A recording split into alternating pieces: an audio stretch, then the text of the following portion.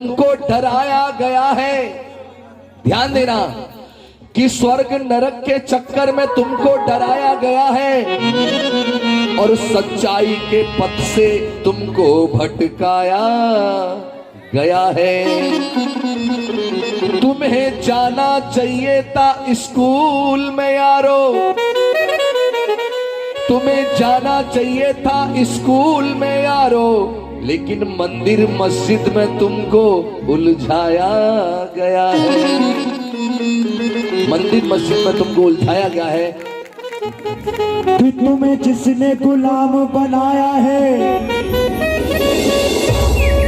तुम्हें जिसने गुलाम बनाया है, उनके चरणों में लेटे हो और शिक्षा की बात नहीं करते और पाखंड को घर में समेटे हो।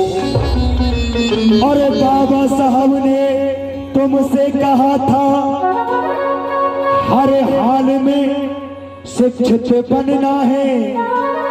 बाबा साहब ने तुमसे कहा हर हाल में शिक्षित बनना है और तुम भीम की बात नहीं माने। हाय भीम के नकली बेटे।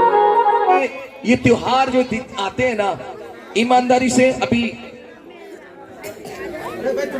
धनतेरस निकल के गया, अभी धनतेरस निकल के गया। धनतेरस के दिन लोग ऐसा मानते हैं कि कुछ धन खरीदा जाएगा, बड़ा शुभ होगा, बड़ा अच्छा होगा। मेरा मोबाइल दे दीजिएगा भैया। बड़ा शुभ होगा, बड़ा अच्छा होगा। लेकिन हमारी समाज के लोग कभी आंकड़े नहीं देखते। मैं इस बात को बड़ा अचंभित में रहता हूं। आप शायद अगर कभी न्यूज पढ़ते हो, टेलीविजन देखते हो, तो मैं धनतेरस की बात आपको बता रहा हूं। मैंने अखबार पढ़ा, मैंने जाना तो मेरे पैरों तले जमीन खिसक गई मेरे भाइयों। क्या जमीन खिसकी पता है? मैंने अखबार पढ़ा और धनतेरस के दिन क्या हुआ भाइयों, एक अखबार में न्यूज आई और न्यूज में क्या आया वो मैं आपको बता रहा हूं। न्यूज में क्या आया वो मैं आपको बता रहा हूं। मैंने न्यूज में पढ़ा कि धनतेरस के दिन लोग अधिकतर सोना वोना पता नहीं क्या क्या चीजें खरीदते हैं। तो धनतेरस को क्या हुआ मेरे भाइयों, जो सोने का व्यापार हुआ इंडिया में, न्यूज में आया 42 टन सोना बिका। कितना? 42 टन सोना बिका। ईमानदारी से बात बताओ, ये पूरे पंडाल में किस किस की सोने की दुकान है? सुनार की दुकान किस किस की है पंडाल में? किसी की नहीं, किसी की नहीं। अच्छा, एक और इसमें आंकड़ा आया कि धनतेरस के दिन 57,000 वाहनों की बिक्री हुई। तो किसी की गाड़ी की, कार की, मोटरसाइकिल एजेंसी है किसी की? यहां नहीं है ना? आप अंदाजा लगाओ, 42 टन सोना बिका। बल्ले बल्ले किसकी हुई? उस व्यापारी की जिसकी सोने की दुकान है, जिसकी गाड़ी के शोरूम है। तुम्हारी धनतेरस तो बेकार चली गई। धनतेरस तो उनकी मनी जिनके घर में लाखों करोड़ों रुपया चला गया। उनकी धनतेरस एक ही दिन का इतना बड़ा बिजनेस हुआ कि जो पूरे साल भर में नहीं कमा सकते उतना एक दिन में कमा गए वो लोग। तो धनतेरस उनकी हुई, तुम्हारी। लेकिन तुम क्या करते हो? धनतेरस के दिन असली धन तो बाजार में दे आते हो और वो मट्टी की छोटी सी लक्ष्मी की मूर्ति ले आते हो। कहते धनतेरस होगी, धन की लक्ष्मी आ गई। मट्टी घर में ले आए। मेरे भाइयों, मैं आपको ये बताने की कोशिश कर रहा हूं, लक्ष्मी और धन अगर चाहिए ना, तो बाबा साहब चाहते कि तुम्हारे घर में लक्ष्मी धन आए। उसके लिए बाबा साहब डॉक्टर अंबेडकर तुम्हें सबसे अच्छा मूल मंत्र देकर के गए, सबसे बड़ा अधिकार देके गए, और वो है एजुकेशन, शिक्षा का अधिकार। क्या है? आप उनको देखिएगा जिन लोगों ने बाबा साहब अंबेडकर की बात को माना और जो पढ़े लिखे और नौकरियों पर गए, हर महीने में जब उनकी सैलरी अकाउंट में आके टपकती है ना, 1 लाख 1.5 लाख, माताओं बहनों, असली लक्ष्मी तो उनके घर में आती है। इससे बढ़िया लक्ष्मी और कहां आ सकती है? लेकिन तुम अपने बच्चों को नहीं पढ़ाना चाहते, तुम अपने बच्चों को शिक्षा की ओर नहीं मोड़ रहे, तुम अपने बच्चों के अंदर शिक्षा का बीज नहीं डाल रहे, तुम अपने बच्चों के अंदर ये बात नहीं डाल रहे कि तुम्हारा बच्चा पढ़ेगा, अरे उसका फ्यूचर नहीं बनेगा, तुम्हारे परिवार का और गांव का नाम भी रोशन कर जाएगा बच्चा। शिक्षा में वो पावर बहुत शक्ति है। बाबा साहब की कहानियां तो सुनते हैं, अभी मैं भी सुनाऊंगा तुम्हें। बाबा साहब कितने घंटे पढ़ते थे पता है? 18 घंटे पढ़ते थे। कितने घंटे? 18 घंटे पढ़ते थे। या ईमानदारी से बात बताओ, कितनी बेटियां केवल 2 घंटे सुबह 2 घंटे शाम, 12 महीने, जाड़ा हो सर्दी हो गर्मी हो बरसात हो, वो पढ़ाई से कभी अपना मुंह नहीं मोड़ती। 2 घंटे सुबह 2 घंटे शाम डेली पढ़ते हैं, कोई भी कंडीशन हो। कितनी बेटियां कितने भाई हैं बताओ? अब देख लो, ये है एजुकेशन का स्तर। तुमसे तो बढ़िया मैं हूं। मैं बुद्ध कथा कहता हूं, बाबा साहब के गीत गाता हूं, डेली पढ़ता हूं, डेली पढ़ता हूं मैं आज भी। ये जितना मैं तुम्हें सुना रहा हूं ना, ये सब पढ़ाई का कमाल है। ये कहीं ऊपर से टपका नहीं है। बहुत किताबें पढ़ी है मैंने, तब इतना सारा संकलन मेरे पास है। और तुम पढ़ोगे नहीं, लेकिन अगर पढ़ाई की बात आई है, पढ़ाई की बात आई है तो मैं आपको बताना चाहूं क्यों नहीं पढ़ पाया इंसान। क्योंकि हमारे लोगों को कुछ चंद लोगों ने गुमराह किया कि पढ़ाई से तेरा भला नहीं होगा, तेरा भला तो ऊपर वाला करेगा, तेरा भला तो कांवड़ करेगी। तो चला गया कांवड़ लेने, चला गया पत्थर पूजने के लिए, रखने लगी व्रत, पढ़ाई की तरफ ध्यान हट गया। मेरे भाइयों, लोगों को गुमराह किया गया।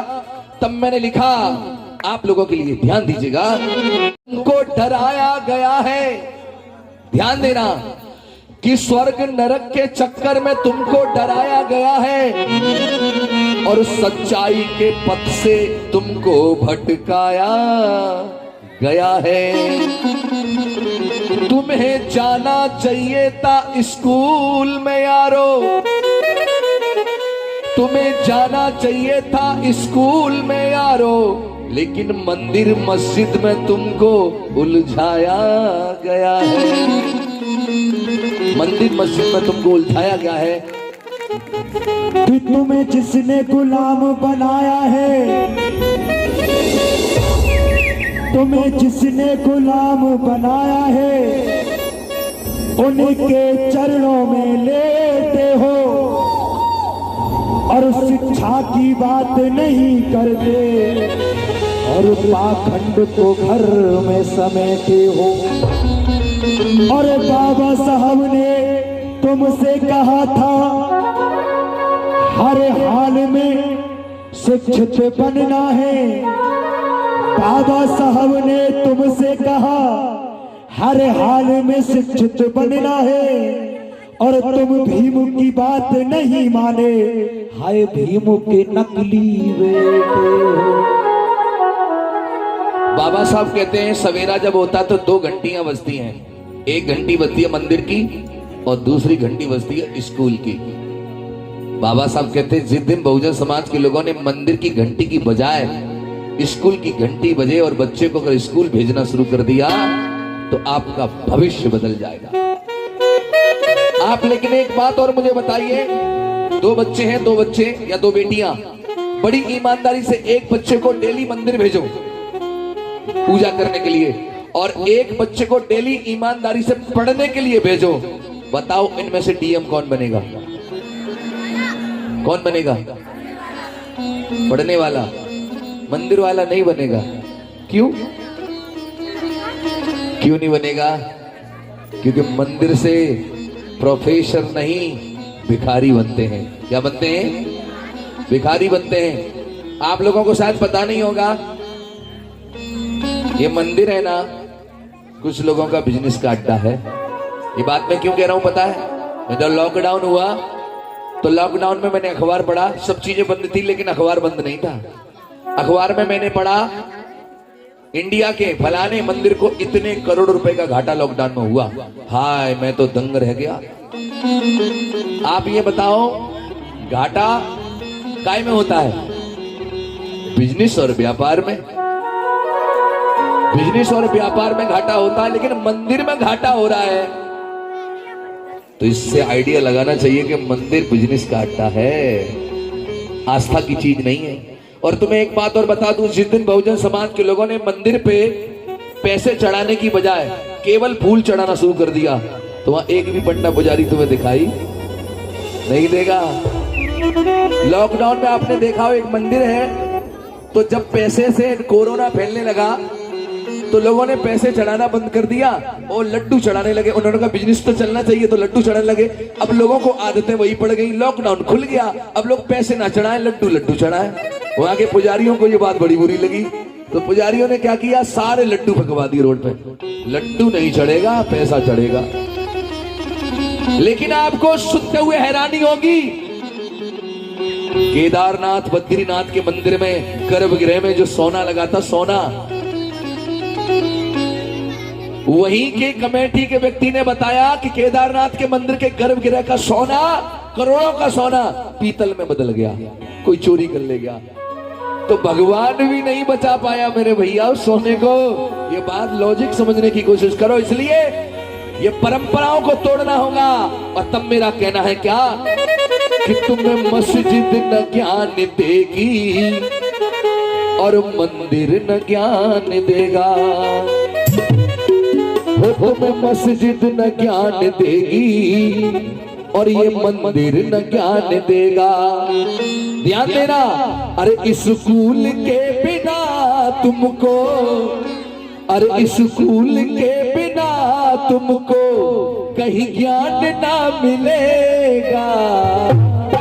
तो अरे मस्जिद न ज्ञान देगी और मंदिर न ज्ञान देगा। मस्जिद न ज्ञान देगी, तुम्हें मंदिर न ज्ञान देगी। स्कूल के बिना तुमको, स्कूल के बिना तुमको कहीं ज्ञान ना मिलेगा। मस्जिद न ज्ञान देगी, तुम्हें मंदिर न ज्ञान देगा। मस्जिद न ज्ञान देगी और मंदिर न ज्ञान देगा।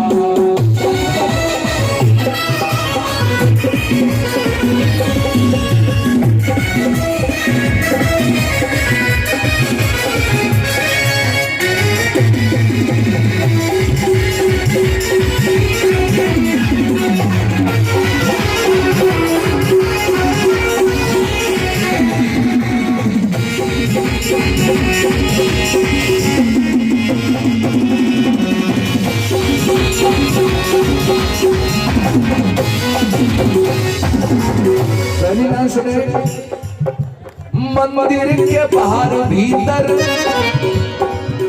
अरे मंदिर के बाहर भीतर बैठे मिले भिखारी। मंदिर के बाहर भीतर बैठे मिले भिखारी। स्कूल में जो पढ़ते बनते हैं अधिकारी, बनते हैं अधिकारी, बनते हैं अधिकारी।